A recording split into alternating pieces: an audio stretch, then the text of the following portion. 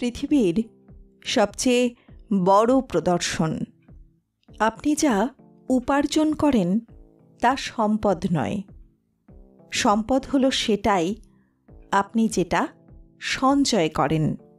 এটি একটি অত্যন্ত সত্য এবং সত্যের অধিক কথা যে অর্থ উপার্জন করা কঠিন নয়। কঠিন হলো অর্থকে সঞ্চয় করে রাখা। বেশিরভাগ সময় আমরা অর্থের ব্যাপারে চিন্তা করি না।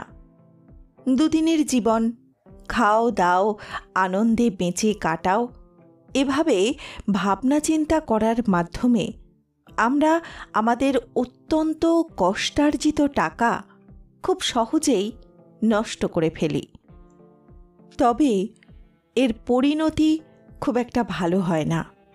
মনে রাখবেন, অর্থ সম্পত্তি এগুলো ততক্ষণই কারোর কাছে থাকে যতক্ষণ কেউ সেগুলোকে সম্মান করতে থাকে এবং সঠিক বুদ্ধিমত্তার পরিচয় দিয়ে তাদের ব্যয় করে। কারণ সঠিক জায়গায় ব্যয় এবং বিনিয়োগ করাই হলো বুদ্ধির সঠিক প্রয়োগ। এটি একটি সমৃদ্ধ জীবনের চাবিকাঠি।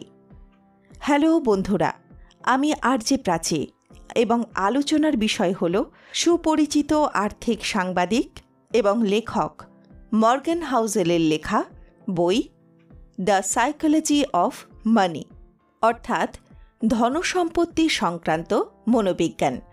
আসুন লেখক যে গল্পটি বলেছেন তার সারমর্ম আমরা জানি।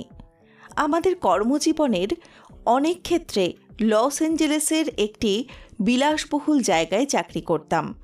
সেখানেই কাজ করার সময় আমি অনেক পাঠ শিখেছি, কিন্তু আমার মনে যা চিরকালের জন্য আটকে গেছিল তা ছিল এরকম। আমাদের হোটেলে একজন বিশেষ অতিথি নিয়মিত আসতেন। তিনি ছিলেন একজন প্রযুক্তি নির্বাহী। তিনি ছিলেন একজন প্রকৃত মেধাবী ব্যক্তি, যিনি অল্প বয়সে রাউটারের একটি বড় ডিজাইন পেটেন্ট করেছিলেন। তিনি বেশ কয়েকটি কোম্পানি চালু করেন এবং সেগুলি লাভের মুখ দেখলে তিনি বেশ সফল হন। তিনি স্পষ্টতই এগুলি করে প্রচুর অর্থ উপার্জন করেন। খুব অল্প সময়ে তিনি সাফল্যের একেবারে শীর্ষে পৌঁছেছিলেন। সকলেই তাকে খুব বুদ্ধিমান, চটপটে মনে করত। কিন্তু অর্থের সাথে তার যে সম্পর্ক ছিল তা ছিল আমার কাছে খুবই শিশুসুলভ এবং মূর্খামির পরিচয়বাহক। তার কাছে প্রায়ই কয়েক ইঞ্চি পুরু $10 বান্ডেল থাকত, যা তিনি সবাইকে দেখাতেন, যারা দেখতে চাইত তাদের এবং যারা দেখতে চাইতো না তাদেরকেও। তিনি তার সম্পত্তি সম্পর্কে প্রকাশ্যে এবং খুব উঁচু গলায় বড়াই করতেন। প্রায়ই মাতাল হয়ে থাকতেন এবং কারোর কোনো কথা বুঝতেন না।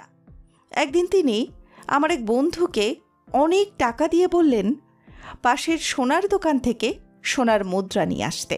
1 ঘন্টা পরে তিনি এবং তার বন্ধুরা এক জায়গায় হয়ে কেবলমাত্র এই চাটুকাররা যারা অন্যের টাকায় প্রতিপালিত, এরা স্বর্ণমুদ্রাগুলি নিয়ে প্রশান্ত মহাসাগরের দিকে গিয়ে দাঁড়ালো এবং একে একে তারা সবাই সমুদ্রের দিকে টাকাগুলি ছুঁড়ে দিচ্ছিল, কেবলমাত্র এটা দেখতে যে কার মুদ্রা কত দূর যায়।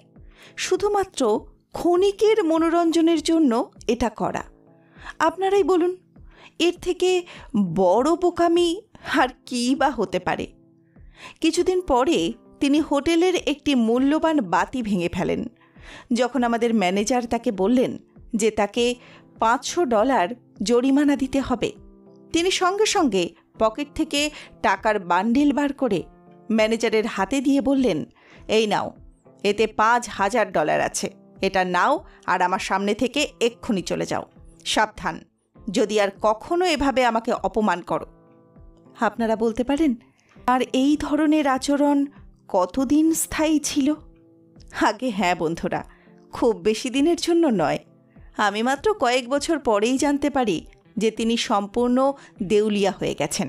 অর্থাৎ সহজ কথা হলো, আপনি যতই মেধাবী বা বিত্তশালী হন না কেন, যদি আপনি আপনার আবেগের উপর নিয়ন্ত্রণ হারিয়ে ফেলেন, তাহলে সেটি শুধুমাত্র আপনারই নয়, আপনার এবং আপনার পরিবারের জন্য আর্থিক বিপর্যয়ের কারণ হয়ে দাঁড়াতে পারে।